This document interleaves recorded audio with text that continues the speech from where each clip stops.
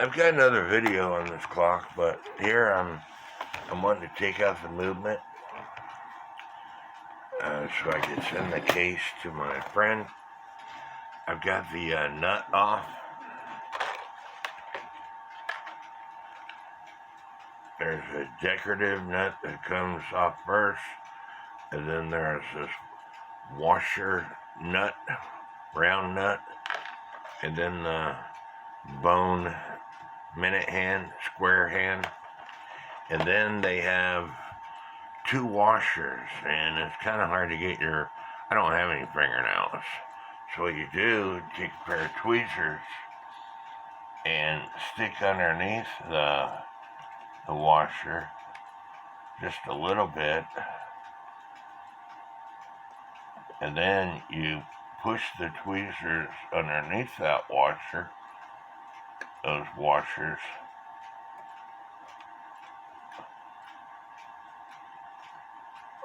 or in this case, I'm going to go ahead and go underneath the hour hand, and everything's going to come off.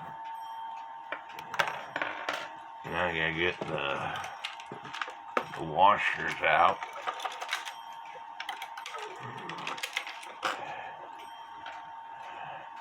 There's one washer.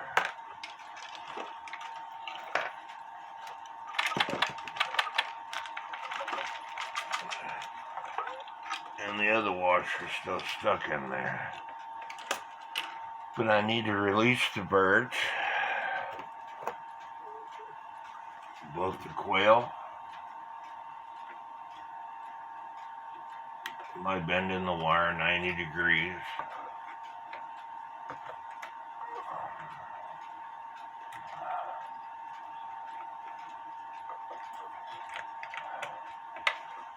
And the cuckoo.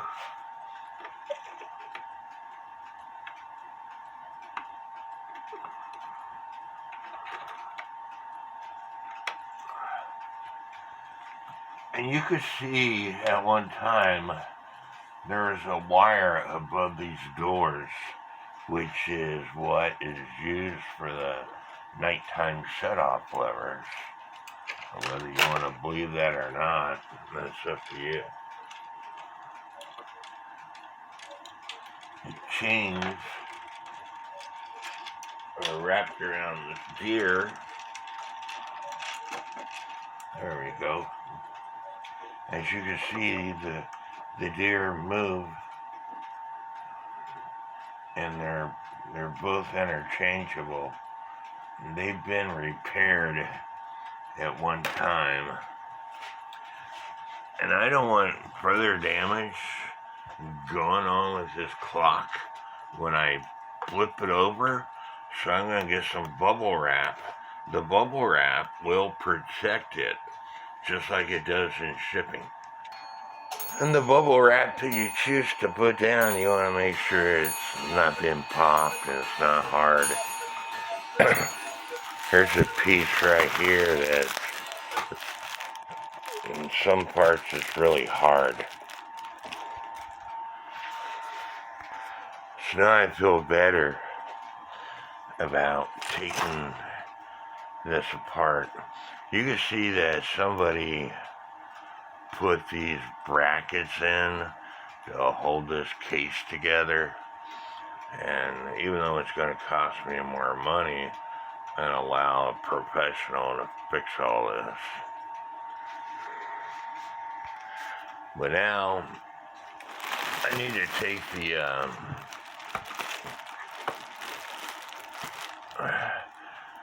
bellows out, which the toppers have been replaced. The tubes look to be original, but the tops have been replaced. The tops would have been triangular. But like I said, the tubes are original in my opinion. But anyway, I'm going to take the bellows out. And I used to use rubber bands for all my clockwork. Now I use hair ties. And by the way, whoever put these bellows in didn't know what the hell they were doing. As you can see down here, there's 3 different holes. And the screw is no longer tight in this top hole. So I'll be using toothpicks, and I'll find the right hole for the bottom hole. I'll put a piece of tape over this. The bellow still works.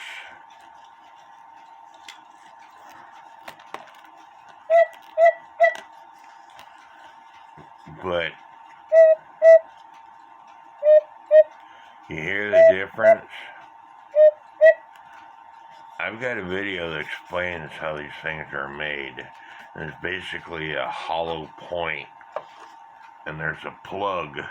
You can see the plug on this one, and it goes past these holes. So the plug is up here, making it a high note bellow, where a low note bellow, the plug is going to be lower here. And the reason I say that, the quail, which is a high-pitched sound, you see how short it is? So the higher up that plug is, or the shorter the bellow is, the tube, but the higher the pitch is. And so the lower the plug, the deeper the pitch for your low note sound. But you want to keep the wires with each bellow, that way there's no confusing when you're putting the thing back together. And that's why I use these hair ties.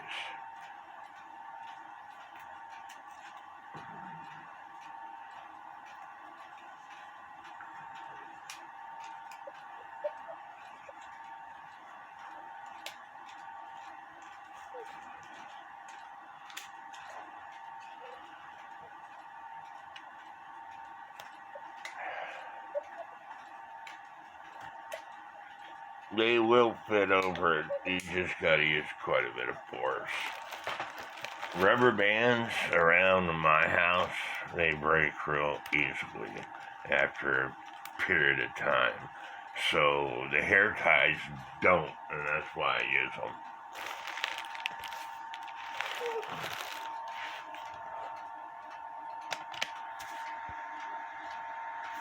The movement is out of the case. This clock is dropped off the wall or something. These boards are loose. This board here is loose. There's an extra hole in here. And one might think at first that the movement has been replaced. I don't agree, because if you look where that hole is, there's no way a dial fit in that area.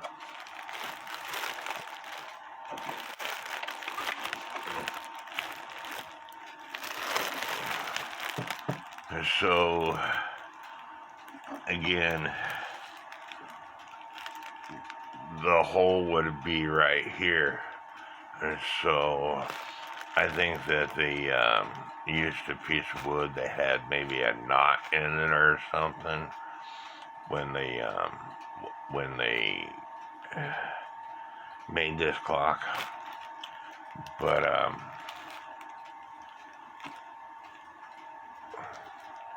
anyway, the case is ready to go to my friend Steve Fowler, and he does a great job. If y'all need woodwork,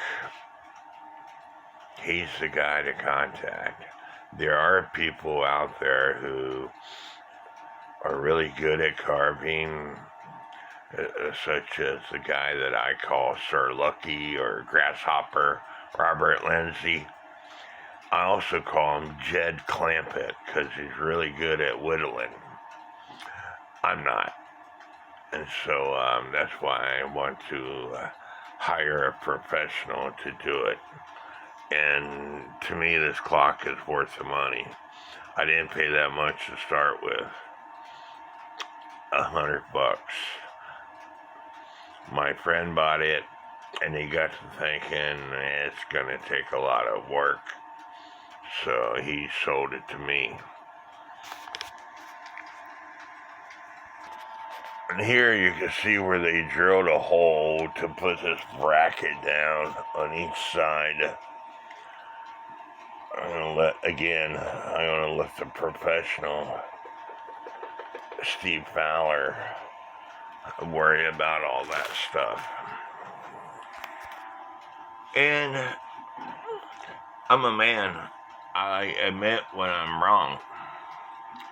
And with this movement in the case, it must have been the way I've told in my digital caliper.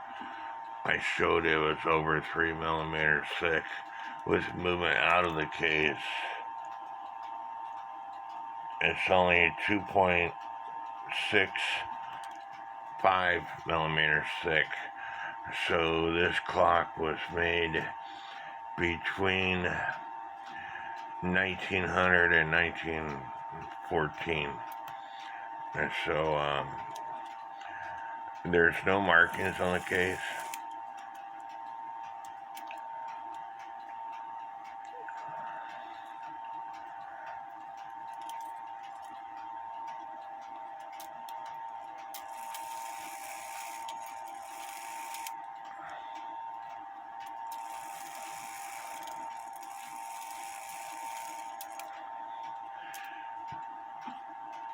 This front lever here is what starts everything. And this lever is activated by one of 4 pins that's on the minute pipe. And that's what makes the quail come out. The birds have articulated wings.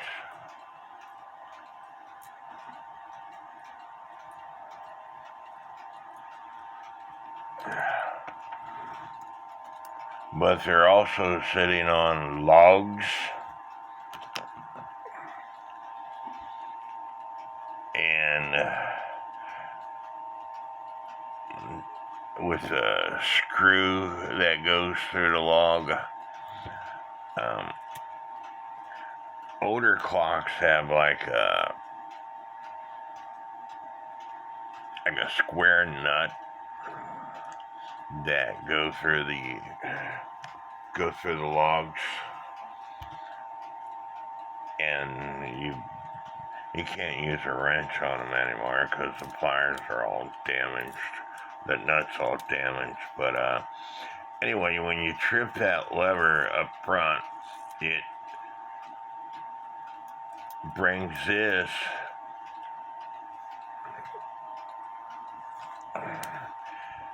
this lever right here is what goes into the Pac-Man. This lever right here is also connected to the lever that goes into the count wheel, and the count wheel is a pedal shape that I haven't ever seen before, and that's why I was thinking it was an older clock.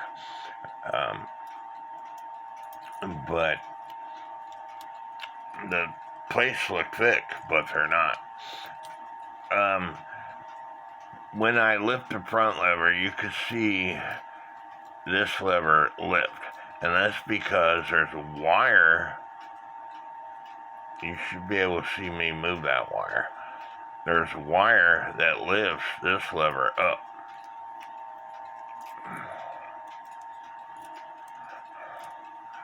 There's a pin.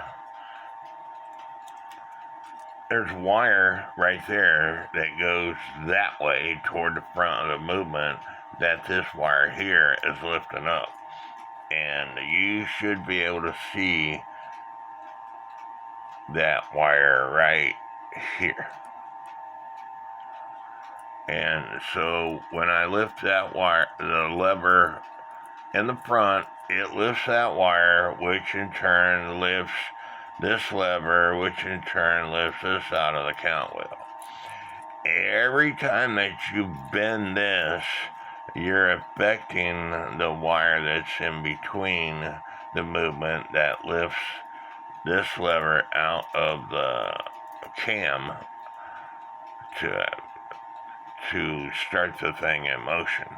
And it goes the same way for the cuckoo side, all right? The quail is the same way for the cuckoo side, except for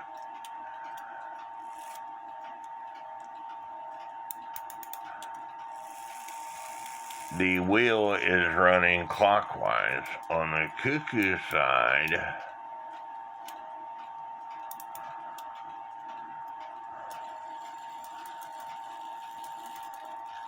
the wheel runs clockwise also, but the third wheel warning pin hits the front side of this brass lever. On this clock, on this side, the third wheel warning pin hits the inside tab of this brass lever that comes out of that cam. You'll see the third wheel warning pin right there. So it's hitting the inside tab. On the cuckoo side, it hits the outside tab to stop the clock from cuckooing and making the quail sound. I need to undo this wire. It's screwing up my cuckoo bird.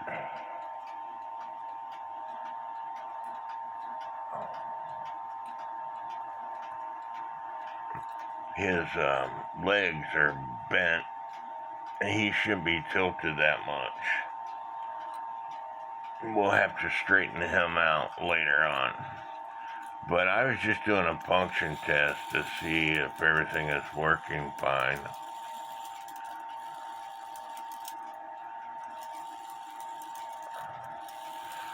And you will notice antique movements, they only cuckoo on the hour. You will notice that this thing is not cuckooing on the half hour. It only cuckoos on the hour. And so the Herbert Hur clocks made in the 1950s, and I've got a YouTube video on me repairing a Herbert Hur cuckoo clock made in the 1950s. It'll cuckoo on both the hour and the half hour. But the antique clocks, they only cuckoo on the hour. And what makes them cuckoo on the hour is one of these two pins. Now this wheel is designed to lift up this lever, but it has the same amount of slots in it on this side of the wheel as it does on this side of the wheel. So therefore, the wheel is used. How do I explain this? The wheel goes in full rotation in two hours.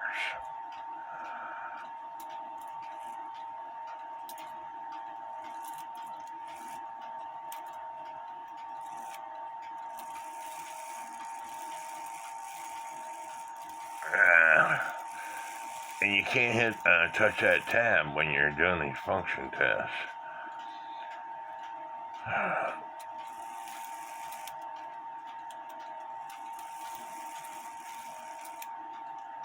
And that was a half hour.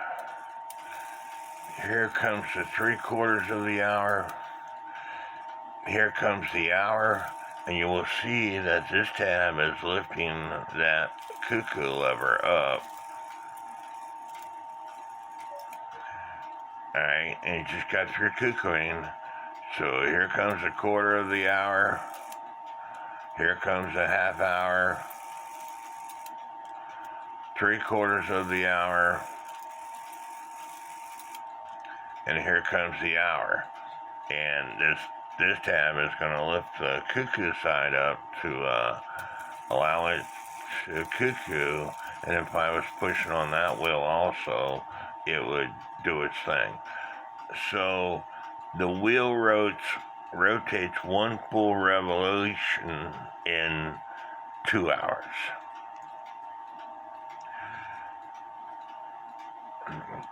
Out of all the movements that I've seen, because there's 1, 2, 3 fasteners on top and 1, 2, 3 fasteners on the bottom, a GHS and Alexander Puig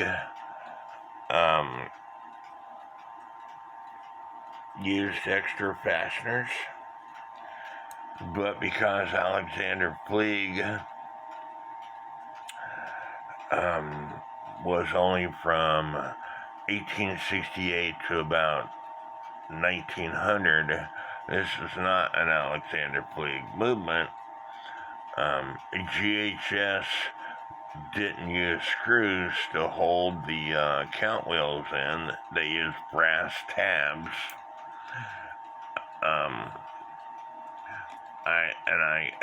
I don't know who made this movement.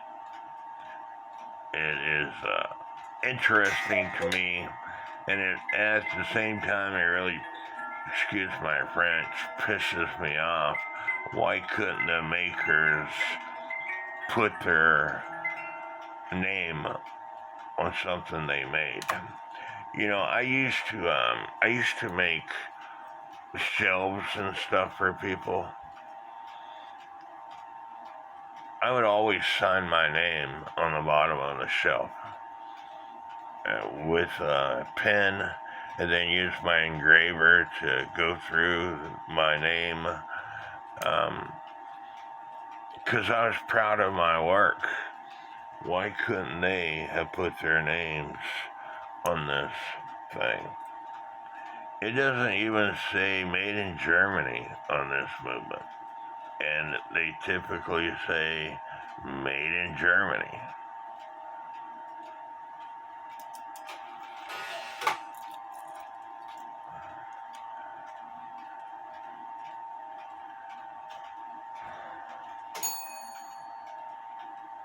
But anyway, this is the initial video of this clock. After Steve Fowler gets my carvings done, I will do another video, but I'm not going to do a video of me taking this thing apart and cleaning it. I explained how the system works.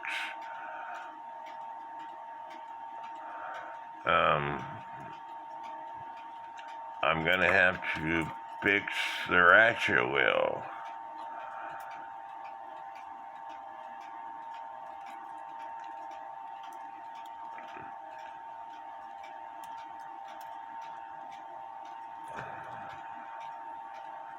Because it shouldn't be turning both ways.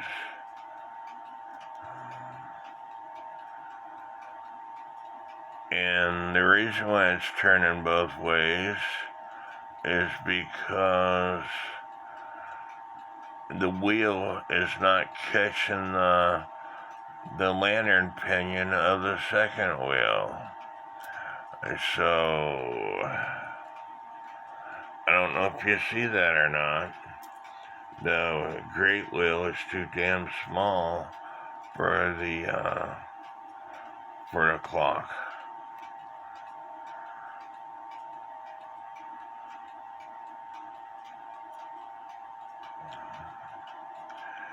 And this is going to cost me even more money.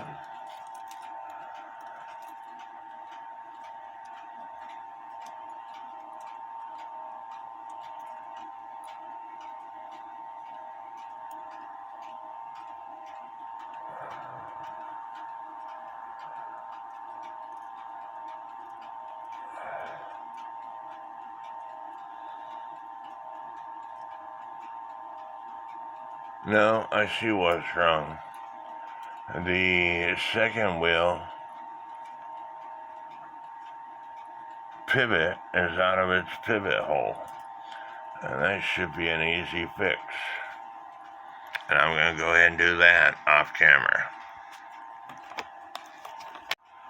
after I took the intermediate wheel, the hour pipe, and the minute pipe off, I also noticed that the escapement wheel is out of its pivot hole. Like I said, this clock has been dropped, and so that is why all this crap is going on. It's got a removable verge assembly, so I'm going to take this off.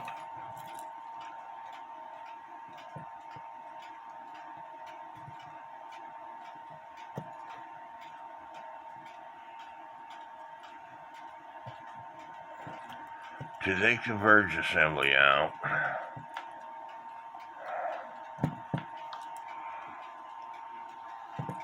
And I should have done this at first, taking this wire here off, because you don't want to bend this wire. It needs to stay straight as narrow. So the verge assembly is out. I'll loosen these nuts.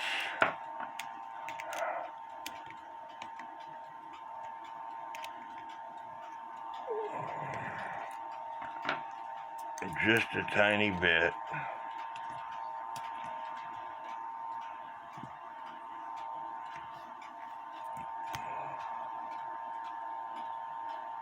Maybe a little bit more than a tiny bit.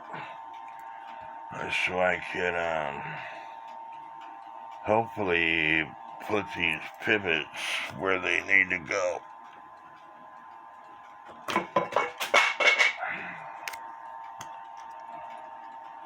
As you can see, because I loosen the nuts, they now move. But I can't do this on camera. This phone's in my way. Well, editing my video, one of my videos didn't take, so I'm doing it again. But as you can see, I got the wheels back in, and they all work. I do show you that there is bushings that need to be replaced. Let me turn on my overhead light so you can see better. I got this 9500 illumination light bulb up there. It's bright as crap, so you should be able to see better now. But you will see that the escapement wheel is going back and forth. And when I rotate the wheel, you can see it vibrating back and forth. So it's going to need a bushing. And there's a few other pivot holes that are going to need bushings. So I'll have to take this apart and put bushings on them. But this movement is unique. It is old. And the birds will have to be adjusted because it's sitting back too far. It needs to be raised up. So there's wires that you could bend its legs. You will have to bend them to move the bird so it's not tilted that far back. But anyway, good thing that the wheels match up. And I was going to be mad if I was going to have to buy another great wheel. But it was just the fact that the pivots came out of the pivot holes, and that is from the clock dropping, creating so much force that even with these nuts on the plates together, it hit so hard that the second wheel and the escapement wheel came out of their pivot holes. This Herbert Hur cuckoo quail clock that I sold 2 years ago, and I double boxed it, and I have a video of me showing the clock working and me boxing it up, doing the shake test on the box. Upon arrival at the buyer's house, She couldn't get the clock to work, and we video chatted. And in that video chat, I noticed that the second wheel and the escapement wheel pivots were out of the pivot holes. There was no damage to the box. So, because she paid insurance, I filed a claim. Post office denied it. I filed an appeal showing my video, explaining that it could cost her $300 or $400 to take her clock to a clock repair specialist to have it fixed, and they denied that claim. So I don't know what happened to the clock. I told her I got plenty of videos and explaining how to do all this stuff, but that is a problem with the post office today. I have friends who work at the post office, and they tell me, do not write fragile, do not write breakable, do not write handle with care on the boxes, because with certain people, it's a challenge to them. And this box did not have any of that, but they threw the box so hard with so much force, even though it didn't damage the box, and they did damage the box because I had the thing packed really tight, double box, that it caused the second wheel and the third wheel to come out of the pivot holes, and that takes a lot of force to do that. And so, anyway, the second part of this video will be after I get the case repaired and after I take this movement apart and put bushings in it and put it back together and got it up and running. But I hope y'all enjoyed this video. Please leave me comments, subscribe, give me a thumbs up. If you watch my videos and you don't give me a thumbs up or you don't leave comments, it actually hurts my channel. And so I'm giving you this free information, so please take the time and at least give me a thumbs up and leave me a comment, even if it's to say hi or whatever. Please leave me comments. And may God bless each and every one of you.